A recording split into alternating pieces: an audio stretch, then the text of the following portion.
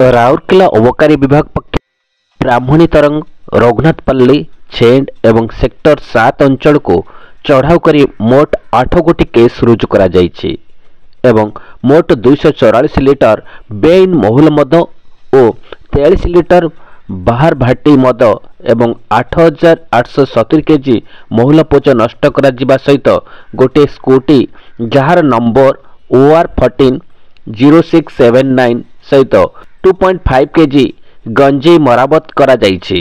मोट 5टी क्लेम एवं 3टी unclaim case करा जायछि। मोट 5 जन आसामी को कोर्ट चालान करा जायछि।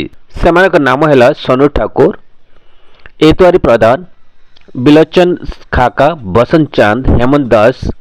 एही चढ़ाऊ रे inspector Shri Mohan Pradhan, office incharge Rourkela 2 Idris Hussain, SI Ajay Pradhan, OIC Rourkela 1 Akash Sahu, ASI Shri Bidhubhushan Das, ASI Lakshmi Panda, Srinivas Bishoi, Suryakant Swain, Naveen Bhoya, Renu Kero, Hemmanjar Biswal, Victoria Dungdung, Pradeep Logon, Niranjan Raut, आकाश पटेल, बबुल स्वाई, त्रिलोचन पाढ़ी, अमररंजन महाराणा आदि सामिल थिले। Rourkela bureau report, Odisha city news.